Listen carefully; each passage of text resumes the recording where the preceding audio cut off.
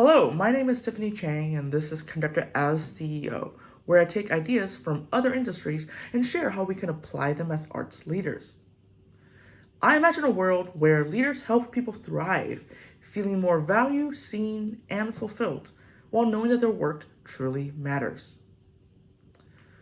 Given the fierce competition in our industry, we've developed the idea that we should be grateful that anyone has given us any job that involves playing our instruments and performing.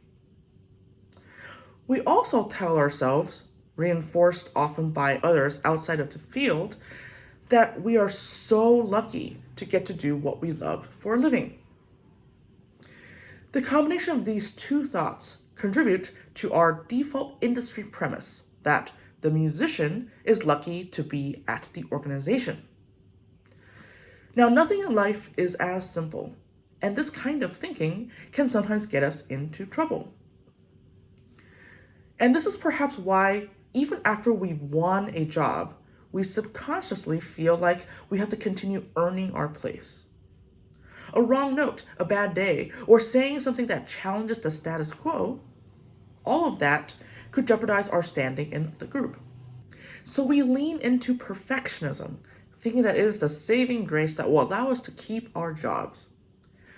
We think we're safe if we avoid getting a negative comment about our playing. And we may end up focusing more on perfect execution rather than on developing our artistry over a long period of time.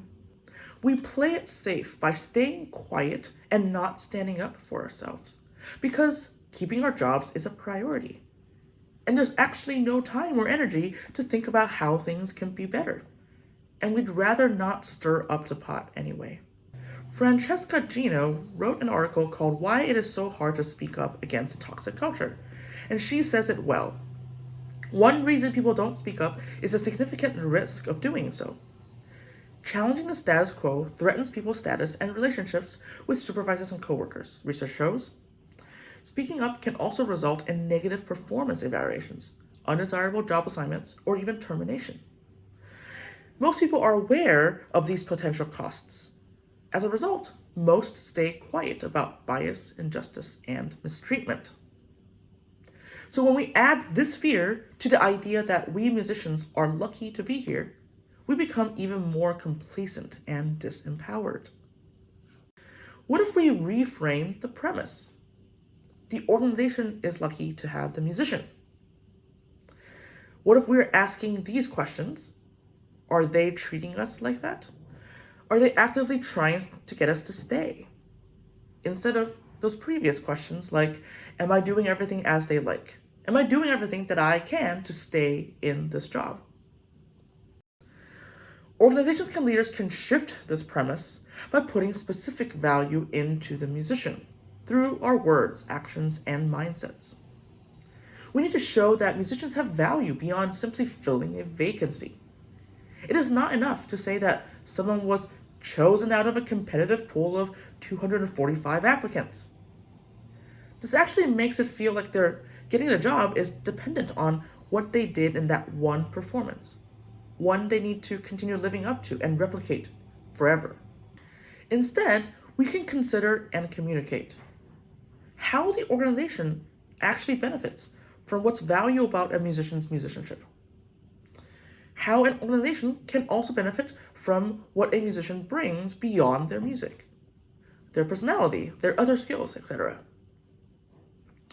We can communicate the potential that was revealed in the audition that makes a musician valuable and how the organization can help develop that potential over time.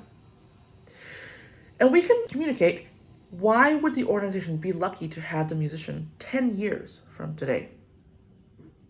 We all need to be reminded that a job shouldn't just provide you with a paycheck. It should be helping you gain skills, experiences, knowledge, and training that will help you further your career. This quote is from an article that I will link down below. So finally, yes, we are lucky to get to do what we love for a living. The intended positive effects of that thought are only truly realized when it is reciprocated by our organizations, when they show us that they are lucky to have us. If these ideas resonate with you, Please consider signing up in the link below to receive an email with each new blog post sent directly to your inbox. Thank you and have a great day.